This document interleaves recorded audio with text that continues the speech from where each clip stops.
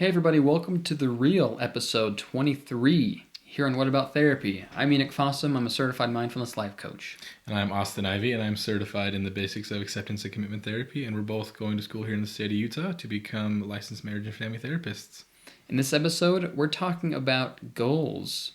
And I know a lot of us going into the new year, we like to make the New Year's resolutions. But if you're human, and you're like both of us, then a lot of those goals sometimes, most of the time, fail. And by December of that year, we're nowhere near what we wanted to do. So we're going to talk about why that is, why you keep failing in your goals that you make. Yeah, and I don't know about you, but for almost every single goal that I've ever made, like New Year's resolution, it's failed probably by February. Like I had a cousin one time, and she had a goal to not drink soda the whole year, and she's like the only person I've ever known to actually go through with a goal the entire year. So Shout out to her. You know who you are. But it's possible. It's possible, but I don't know. I'd say the vast majority of people listening or watching this probably have never made the full year with their New Year's resolution. And we're going to get into that and why that is. And it's going to link a little bit with our previous episode, which we called episode 23, but was really episode 22. Yeah. On the we basics. Were too... Yeah. I don't want to say lazy. We just didn't care enough to go back and change it. It was our first Zoom episode that we'd ever recorded on Zoom, and That's so true. we decided to go for it. It was early. Yeah, it was like very 5:30. early. It was a very early morning. It was before work.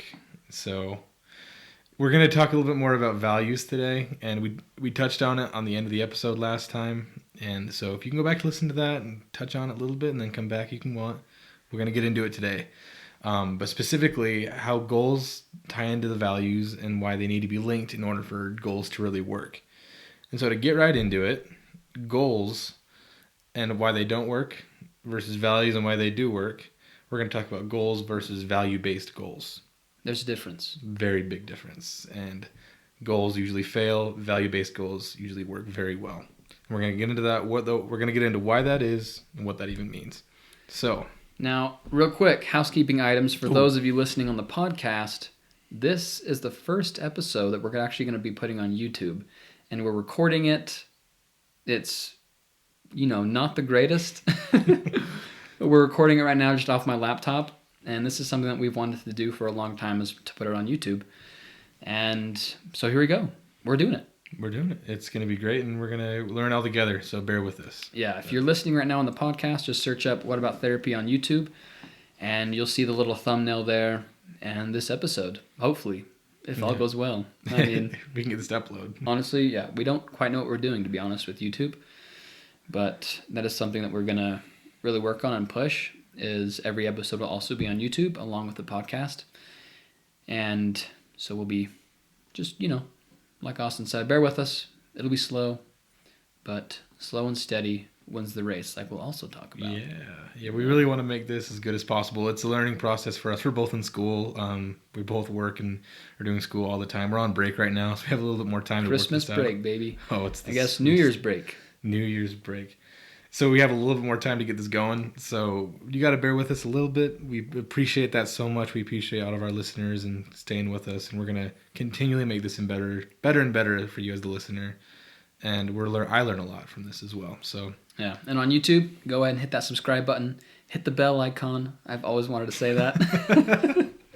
When you watch YouTube, you hear a lot of people say, subscribe, hit the bell icon, like at least 50 times. We're not going to say it. We're just going to say it maybe once or twice.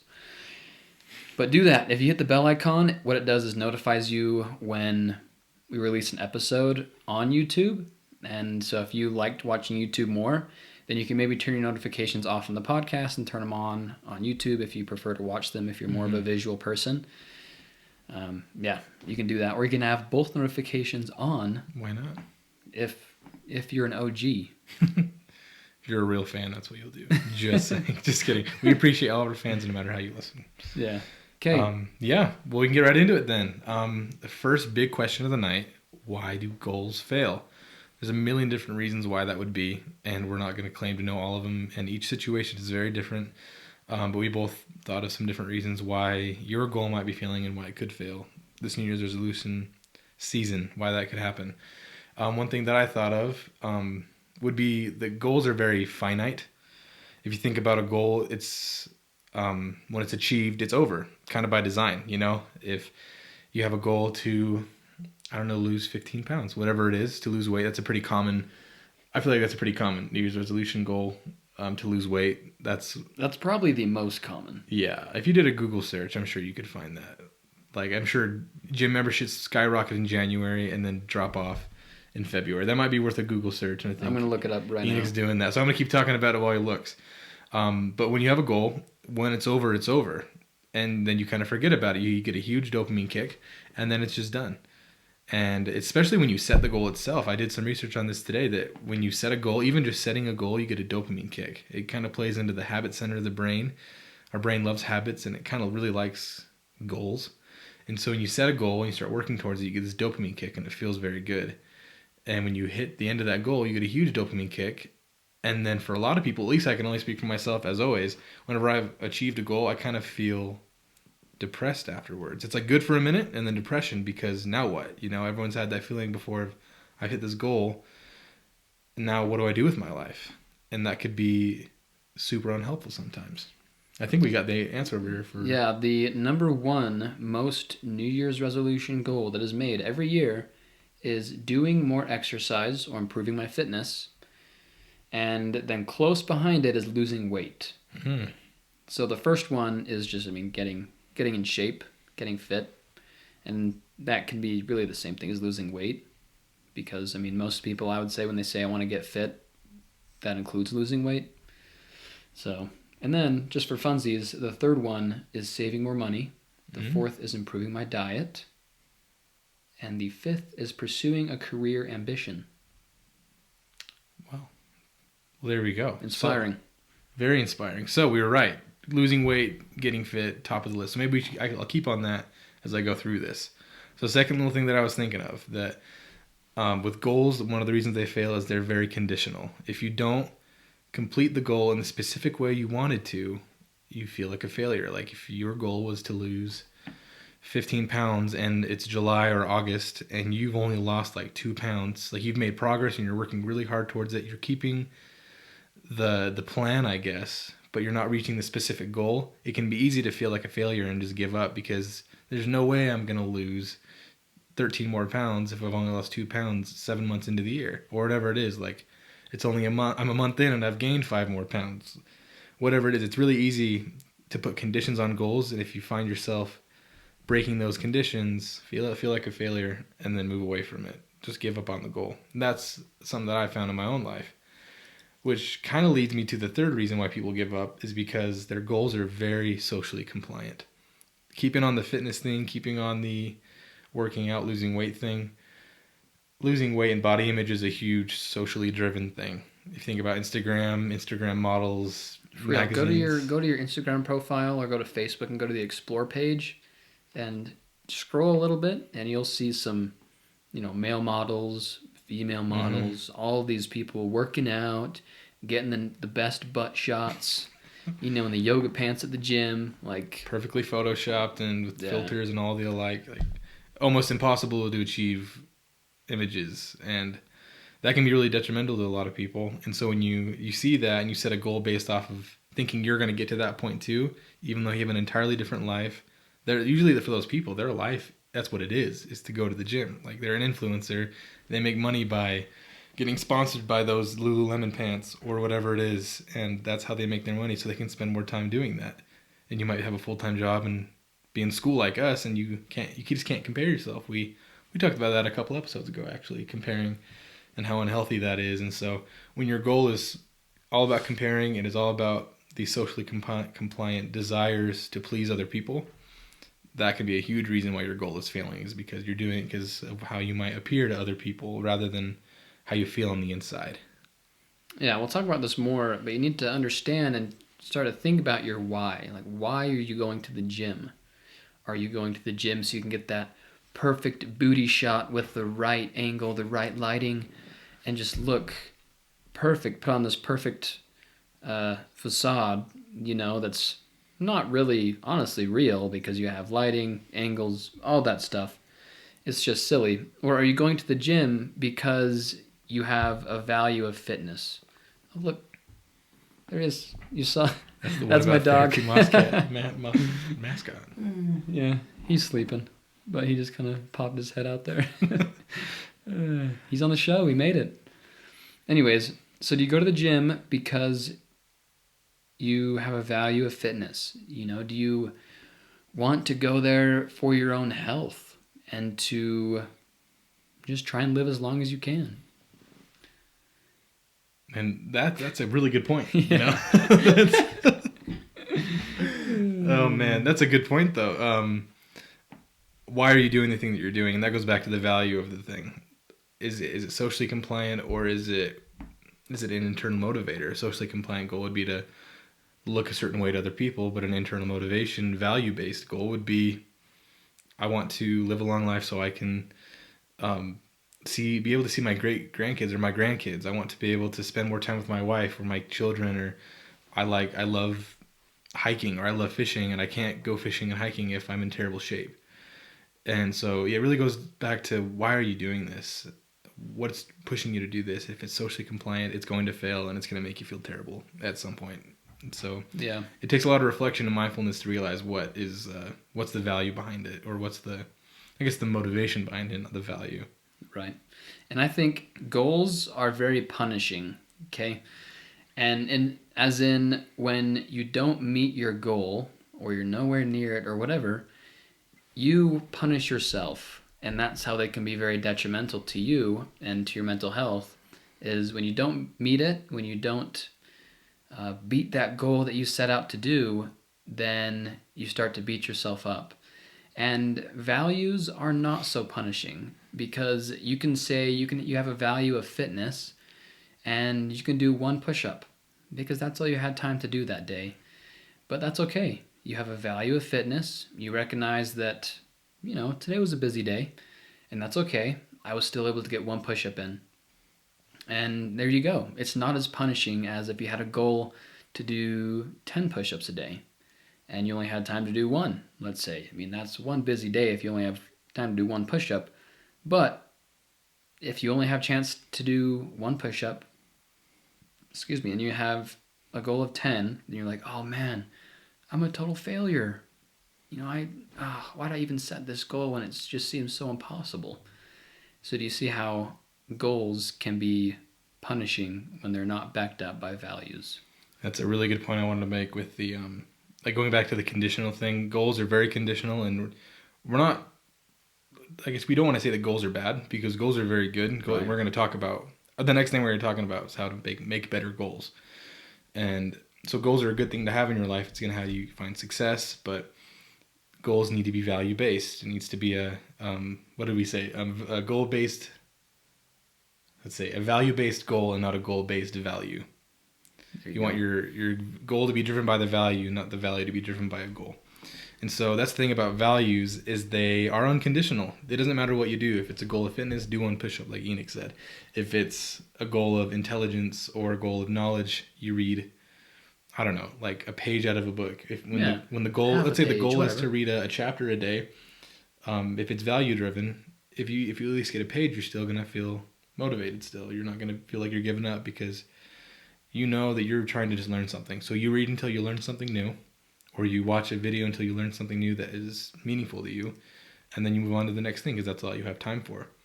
So just realizing that if you base your goals off of values, you can be a lot easier on yourself, because you're not going to be beating up yourself every time you don't meet the specifics.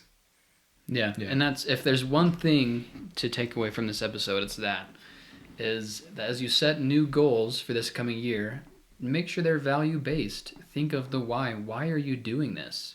Are you doing it again to be socially compliant with what you should do? You know, you should all over yourself. Is it because it's what you should do, or it's because something that you want to do, and you have a value of that, of what you want to do? I think last thing I want to point on that is there's truth in shoulds. You know, like if you feel like you should do something, like I feel like I should work out.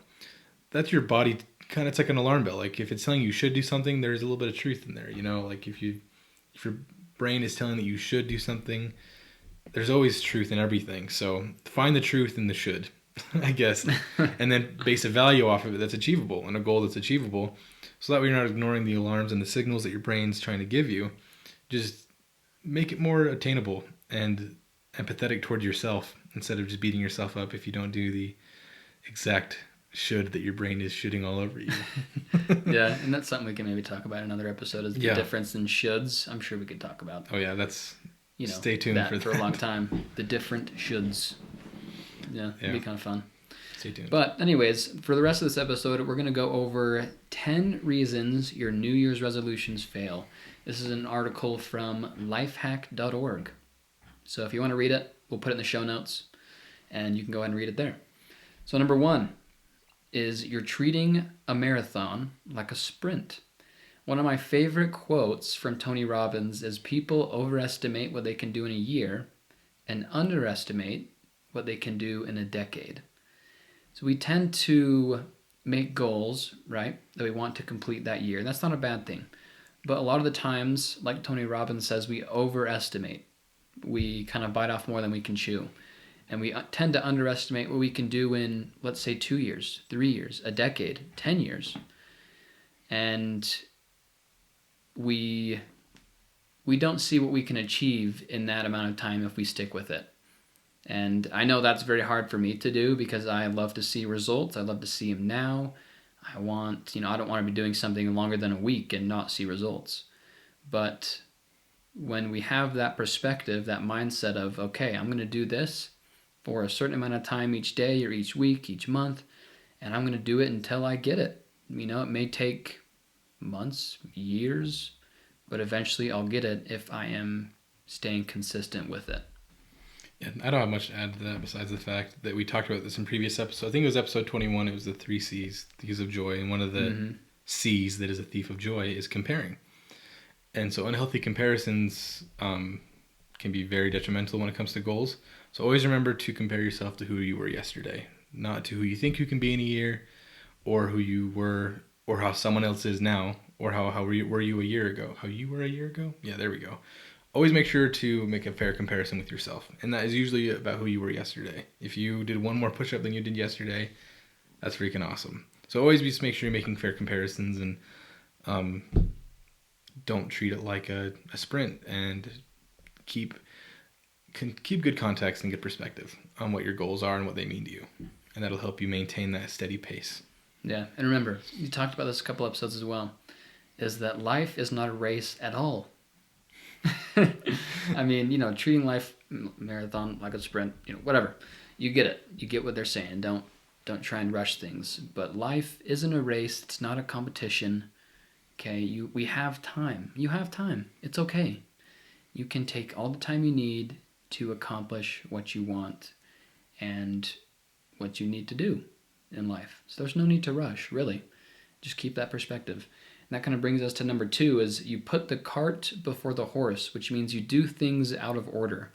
So you focus strictly on results. So if you want to do 100 push-ups in one sitting, in one set, then that's all you focus on, and you don't focus on what you do to get there, then most likely you're not going to hit that goal, because all you're doing is focusing on what you want and not what you can do in the here and the now. Yeah, I think there's just a natural tendency to focus on the destination rather than the traveling.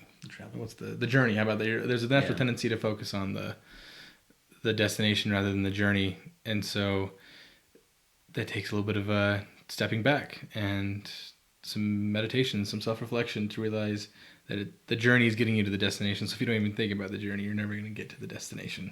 Right. So that's all I have to say about that one. Yeah, and there's nothing wrong with beginning with the end in mind. I'm sure a lot of you have heard that. There's nothing wrong with that, because we need a direction to go to start.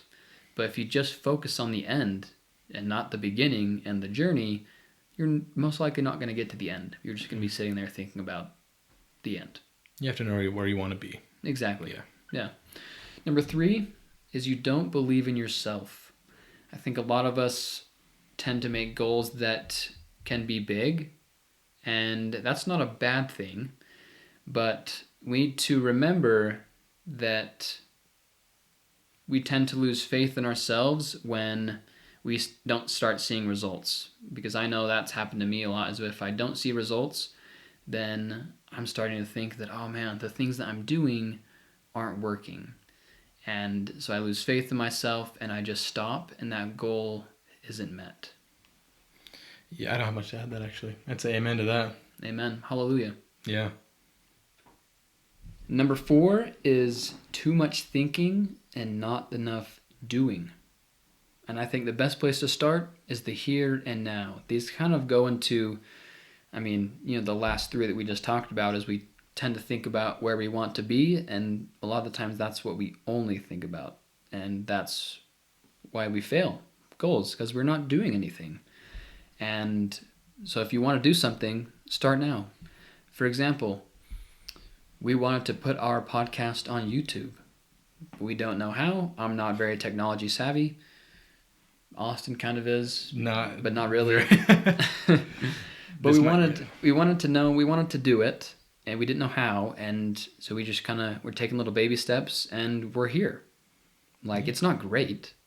It's not exactly what we wanted or what we want, and eventually we're still working on it. We're taking little baby steps, and we're doing. We're not just thinking of what we want to do. That's like, I know a lot of people want to start a podcast, and for me, it took me seriously a year of just thinking, what should I name the podcast? What do I even want to talk about?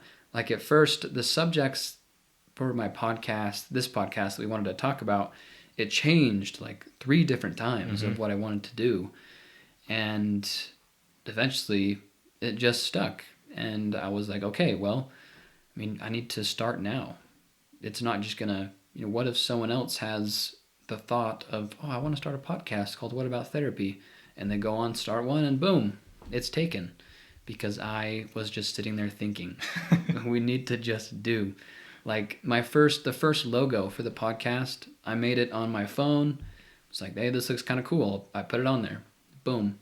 And I asked around on what, podcast hosting platform I can use that's best. And I got on there. And the first episodes, I don't think the first couple episodes are bad at all. I think they were great.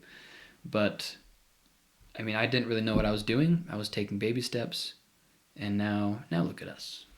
Yeah, exactly. Look at where we've come, baby. We have a YouTube channel that's sub-mediocre, but will probably one day be all right. With Reese's mugs. Yeah, not so sponsored Reese's mugs. Yeah. Also, stay tuned for What About Therapy merch. It's coming, and it's going to be great. It could be here. Maybe we'll have some mugs. You'll just have to wait. Keep watching. Maybe we'll do some giveaways. I know we've said that. We're definitely going to try to look into that. We'll do it. I had a couple of things with that, actually. I love cliches. I'm an anecdotal guy. I love little cliches. And one of my favorite cliches is excuses are I'll say feet. We all have them, and they all stink. And if you have something you want to do, a goal, or this place you want to be in your life, there's always going to be a million excuses to not get started. To not start. And so you could always find a million reasons why. Even while in the middle of doing it, when you're successful, there's always going to be a million reasons to not do something. And so there's that. Second one, and I'm kind of losing it as I'm talking about, so I might move on a little bit more. But what I wanted to end with this part is that you can't think your way out of a thinking problem. And so if you are kind of like how Enoch was, you're in a place where you're thinking about something you want to do, you have a goal. Let's say you want to go back to school because you really want to be a therapist, just like us. I don't know, whatever it is. You want to be a doctor, or you want to be a chef. I don't know. And you just keep thinking about all the things that could go wrong, all the things that could go right, how you're going to do it, what it's going to be like when you get there. You just keep thinking and thinking and thinking and thinking. Small amount of thinking is good. You got to set some goals. You have to get some plans going. Thinking is great. Humans are set apart in that way. We have this amazing ability to think. But when you start thinking your way out of a thinking problem and you think a little bit too much, you get into a really bad negative feedback loop where nothing happens. And I guess I just remember what I wanted to say earlier. The wrong decision is way better than indecision. And I say that a lot, but I live by it. It's better to make the wrong decision than it is to make no decision and never get started at all. Because with the wrong decision, at least then you know what the right decision is. because then you can just go the other way towards the other direction that you were thinking. So I always say this, it comes down to making a decision. You just have to act. And you have to, if you want to start a podcast, just start it. And then you'll learn very quickly what you need to do to change it. If you want to be a nurse, apply for school. If you want to be a chef, apply to school, start watching videos and to start acting. You'll learn very quickly what's wrong, what's wrong and what's right. And then it's so much easier to learn from mistakes than it is to learn from hypotheticals in your brain. So just get started on something that you really want to start working on, and you'll learn so much quicker from mistakes and from just experience than you would trying to use your imagination and hypothesize your way through things. Is it Shia LaBeouf? Just do it. Just do it. Nike swoosh. Just do it. That's the basis of acceptance and commitment therapy. It's kind of shrouded in all these with Nike and Shia LaBeouf and life coaches and motivational speakers, but that's really what life comes down to. If you want to have a rich and fulfilling life, you just got to do it. You just got to start acting and act in ways that are in accordance to your values. And eventually you, through wrong decisions and right decisions and perfectly middle ground decisions, you'll get to where you want to be. And it just takes trial and error, through everything. Boom. That takes us to number 5, which is you were in too much of a hurry. Now, when I read this, I thought about tendons. Now let me tell you, I started a journey 12 days ago. If you're following me on Instagram, you'll know. My Instagram tag is OG Fossum. Go ahead and follow me there, and you'll see this journey. I started a journey of squatting every single day, at least every day I can go to the gym. I squat every single time because I want to beat the family squat record, which is 405 that my dad squatted last week or 2 weeks ago. And so I'm like, okay, I'm going to do it. I'm going to hold the record. I'm going to squat every day until I beat that record. And the reason I think about tendons is because when you squat, that puts a lot of pressure on your knees. Okay, and you have a lot of tendons in your knees. You have at least, 4? And so when you work out, you are basically putting little microfiber tears in your muscles so then they can grow back even stronger. And you do this over and over again, which builds your muscles. I'm not, a pro on anatomy, but this is just the basics. And the same thing in a sense happens to your tendons. But the difference here is when you're working out and you put these little microfibers, these little tears in your muscles, there's a lot more blood flow that goes into your muscles than your tendons. And blood helps your muscles recover and to heal. And when your tendons don't have as much blood flow, it takes them a bit longer to heal and to get stronger. And that's why a lot of injuries happen in the gym, is because you overexert yourself way too much, too frequently, without letting your muscles heal, and especially your tendons, because your muscles may feel good, but your tendons are lagging a little behind, and so you go ahead and squat heavy again, super hard, destroy your legs that day, and then you hurt your knee. It's because your tendons haven't caught up yet with recovery, and so you need to take it slow. When you tend to rush your goals, when you want to see a result now or tomorrow, then you'll probably make mistakes, and you might do something that you didn't want to do because you rushed it.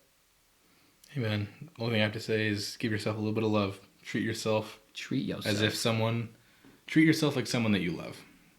Treat yourself like your mom or your spouse, your dad. Show yourself a little bit of compassion, because it will take time. So you need to learn how to be patient with yourself and love yourself, because like Enoch said, anything that's worth doing will take time. So love yourself a little bit. Anything that's worth doing takes time. Yeah, that's true. I don't know if anyone's ever seen the movie Lone Survivor. There's the SEAL credo, and I had it memorized for a while there, but one of the lines in it is anything that's worth doing is worth overdoing. And along the same lines, anything worth doing is going to take time. So anything that's really going to make a huge impact on your life is really, it's going to take you some real effort and some real time. So give yourself some grace and make sure to always remember the why behind it. And we're going to end on that a little bit more, and a little teaser of how we're going to end on this, but the only thing that's going to keep you going is that why. So, no way to remember that. Number 6 is you don't enjoy the process. Doing something you don't enjoy it isn't sustainable. If you don't like going to the gym and you want to get fit and you force yourself to go to the gym for days on end, are you happy? I don't think so. I don't know about you, but I am not happy when I make myself go to the gym when I don't want to go. And now I'm not saying that you shouldn't go, right? I'm not shooting on you, but I'm saying that, like, for me, I love going to the gym because I do things that I love doing. Like for squatting, I'm not going to squat every day because I just have a goal of squatting, 405. I go to the gym because, one, I have a value of fitness. I like to be healthy. I want to be able to, like, protect my family at any time and to be able to move and to run if I need to. And I also love to squat. I think it's a beautiful movement. It's my favorite movement to do, and I have fun. And that's what keeps me going every day. If I hated squatting, I'd tell you now I'd be done. I'm on day 11. Well, day 12 tomorrow. But I'd be done. Like, straight up done. Because it's not fun. And when you're miserable and you go after goals that are miserable, then doing that isn't very sustainable. Yeah, that just goes back to the social compliance thing. If you have a goal because you think it'll help you appear a certain way to other people, you're just going to hate it, and you're going to hate yourself for doing it. Like, if you're doing something to impress someone else, like you're losing weight because you want to, I don't know, you want to gain more status within your friend group or people at work, or if you're trying to date around and you're trying to find, like, your spouse or whatever you want to find a boyfriend or girlfriend. And there's nothing wrong with taking care of yourself and getting to the point where you want to look and having good self-image. But if you're doing it strictly because you want to appear a certain way to other people, it's going to fail. And so do things that you enjoy. Make sure it goes back to the socially compliant thing, like I said. So make sure it's an inner motivation rather than external motivation. Yeah, have fun. If you want to read something you want. There are people like, oh, if you read, you got to read self-help books every day. Mm-hmm. Self-help. It's a self-help book, so you're helping yourself.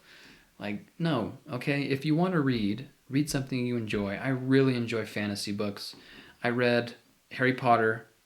I'm almost done with the 7th book right now. And I love it. I think it's so fun. There's such great books, and I enjoy doing it.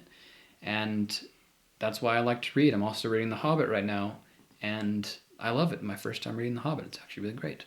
Have you read The Hobbit? I haven't. It's great.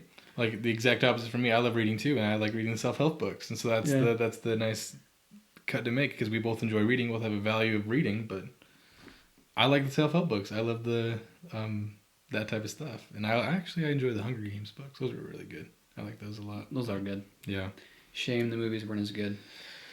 Don't get me started. We could do a whole podcast episode on that. We'll do a bonus episode on movies and books that we recommend and don't recommend. Episode 100. Hey, there's an idea. Hey, that'd be fun. Yeah. All right. So that was 6. You don't enjoy the process. So learn to enjoy it. Do something that you like to do.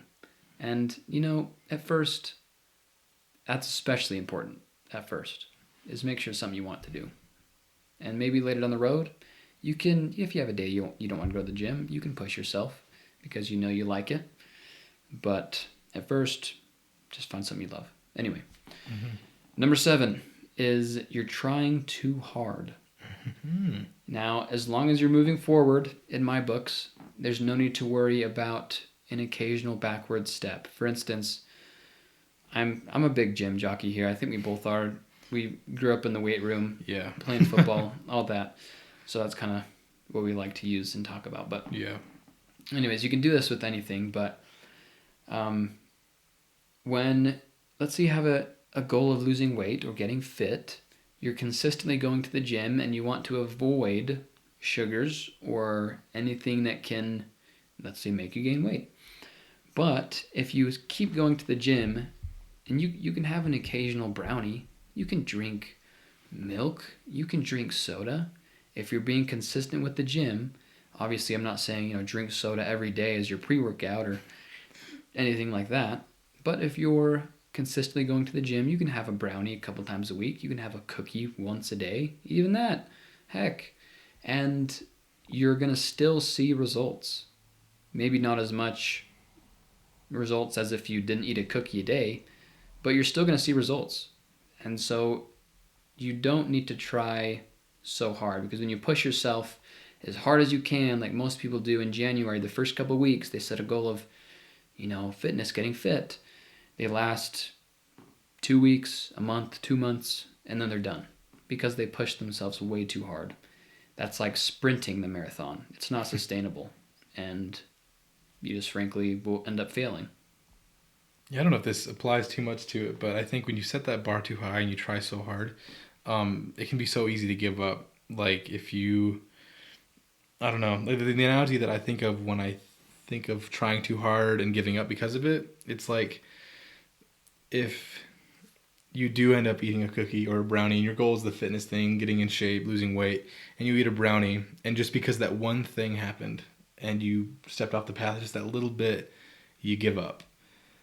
That's so anti-productive, counterproductive, Mm-hmm. because it's like, if you think about it this way, it's the same as if you're driving down the road and you got a flat tire or a blowout on your tire, and just because that tire's flat, you go and slash the rest of them and walk home, when you could just throw on the... And I've heard that before. I can't remember where I heard that from. I'd love to give credit to where I heard that from.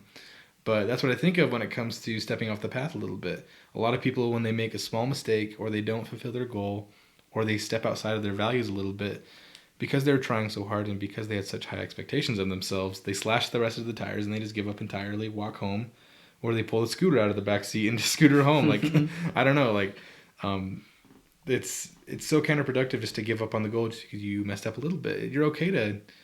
It's okay to step outside a little bit and live. Like if you do have a brownie and your goal is fitness, or if you, instead of reading like you usually do, you sit down and watch a movie with your wife or your friends, or you play Xbox for an hour. It's okay to step outside a little bit and then get back on the track, put the spare on and keep going, and then go get the tire fixed and get back on track.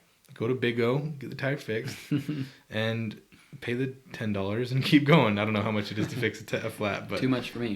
Yeah, don't give up because you can't find one piece of the puzzle. Like, that's another analogy that I always say that I learned a little while back, that you don't give up on a puzzle because you can't find one piece. Like I'm done with this crap. Yeah, I can't find this piece. I can't find this one piece that's all black. Where does this go? Yeah. But if you were to move on to other pieces of the puzzle, you'll come back to that and you'll have a little bit more context. So you are trying too hard. If that's the case, just take a step back, take the blinders off, and come back, and instead of trying to eliminate things and cut things out of your life, just move back, get some context, and try something else, I guess. Yeah, and that's why I say goals are punishing. When you set that bar high and you miss, then you beat yourself up. Mm-hmm. You slash all your tires and you walk home. Yeah. When if you just have a value-based goal, it's backed up by a value. Like, oh, okay, that's okay. I can put the spare on. I can keep going. A little bump in the road. That's okay. All right, number 8. You don't track your progress. Mm-hmm. Pretty simple. Yeah, I have process on my notes, but it's progress. You don't track your process. You don't track kind your of the progress. same thing. Yeah, same thing. Yeah. But it's really fun to see where you start on day 1, then even go to day, 14, 2 weeks later, and to see your progress. You may not see any, or you may see little. And seeing that progress is very motivational, for me anyway.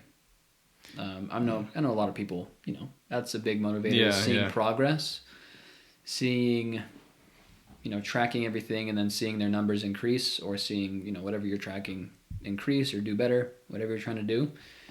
And when you don't track your progress, I almost said process again, when you don't track your process, then you kind of tend to get lost in the sauce a lot of the times, and you kind of lose your way in a sense, and it's a lot easier just to quit. You're like, oh, I maybe improved a little bit, or I'm not improving at all, when you really could be, but you're not tracking it, so you don't know. Yeah, it's a lot easier to give up when you don't know how far you've come. Boom. So, couldn't say it better myself. There you go. Number 8. Number 9, you have no social support.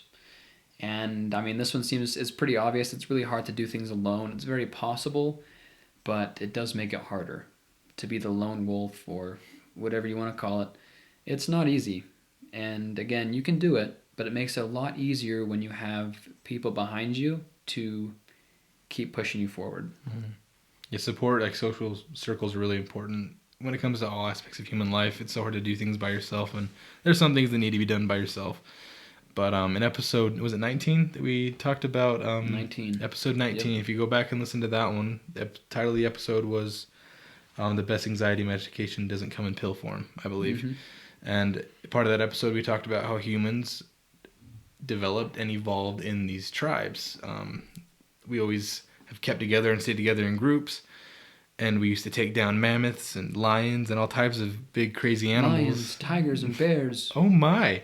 We took them all down in groups and in tribes. Yeah. And you think about wolf packs, or even hyenas, they're able to take down really large animals because they work as a team. And so if you think of your goal as a huge mammoth, that it's really hard to take. You couldn't take it down by yourself, especially if it's a really hard goal. You're going to need help to do it. And so go to the people that you trust and love the most, your spouse, your friends, your parents, siblings, whoever it is that you're closest to in your life, and invite them into your tribe. And if they really love you, I'm sure they'd love to help you with your goals. And so that's a good way to know if they're your real friend or not, if they're really willing to if they support you. Yeah, that's what a real friend does. And hopefully you have a spouse like I do with my goals. I wouldn't be able to achieve half the goals, probably any of the goals that I set out to do if it wasn't for her. And so being a part of that group can really help you. You can make the problem and the goal seem so much smaller and attainable when you have all these people helping you out with it. So find some people that are worth being around and invite them on your life's journey. They'll make a big difference. Mm-hmm. Number 10, the last one. You know your what, but not your why. So why do you want to get fit? Okay, fit is the what. You want to get fit. But why? Why do you want to get fit? Again, this kind of sums up all these goals is you need to find the why. Why do you want to read? Do you have a goal of knowledge, of learning, we'll actually talk about this later. I'm sure I mentioned it in past episodes, but reading fantasy books actually increases your ability over time to feel empathy for other people and to see and feel how other people are feeling better, because that's what you do in fantasy books and fiction books, I should say, because there are different stories, different people. You get to know every book, and we'll talk about that another episode 101. After we talk about our favorite movies and stuff. Yeah. But why do you want to read? Why do you want to have better communication with your spouse? Why do you want to change? That why is really the driving process behind goals. If you don't know your why, then it can be really hard to wake up at 5 a.m. or 6 a.m. when it's in the middle of winter like it is now. It's pitch black outside and you have a value of fitness, or let's say you want to go get fit like most of us do according to the statistics, and it's dark, it's cold. If you don't have a why of why you want to get fit, then it's going to be really hard, I guess harder, to get out of bed and to go to the gym than it would be if you had your why. Like, I want to go to the gym because I want to be fit. I want to be able to, like Austin was saying, to be there for my family when I'm older, to be able to move and to do things when I'm older instead of being crippled. You know, the things I do now will have an effect on what I do later. And I'm not saying it'll be a lot easier to get out of bed, but it can be that little oomph you need that day to get out of bed because you have your why. Yeah, and I'm a big guy when it comes to discipline. I think everything in life, especially goals, comes down to discipline. And discipline is an abstract concept for me, and I think for a lot of people. But from getting to point A to point B, from where you are to being disciplined, I think it is a why. And that why can help you create discipline. If you want to get up and work out in the mornings, your why can push you to pull off the covers, get out into the cold air for a little bit and start moving your body. Or it can get you off your phone playing Clash Royale, into the book to your desk reading. That's a tough one. That why can be that, like Enoch said, it can be the umph that pushes you. It represents discipline. The why represents your discipline. And the thing we kind of wanted to end with all this is that you have to, the big differentiation here, we talked about goals and values in the beginning, we're kind of tying it up here, but the goal is the what, the kind of the destination is the what, and the why is the value. So when you put those two together, you have an achievable, attainable destination for yourself. You have what it is and where you want to be and why you're getting there. And that is how you can start to have a good New Year's resolution this year, I think. Yeah, so as you go throughout this year and as you start to think about these goals that you want to make this year, or even long-term goals like, a decade, what do you want, where do you want to be in 10 years? Then start to think about your why. Think about the values behind your goals, behind what you want to do. And I'm not going to say, you're going to I guarantee you'll achieve these goals, because they can still be challenging, they can still be hard, but once it's value driven, once you have that why, once you have the value-based goal, then the chances of you achieving that goal is significantly higher than if you just set a goal with nothing behind it. No value, no nothing. You just set it. And you're most likely going to fail. But just give it a try.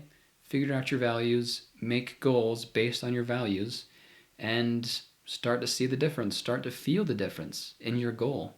And you'll start to see difference there. Amen. Figure out what means most to you and start working towards it. So I hope you all have a great New Year. Happy New Year. Let's see. This will be released. Okay.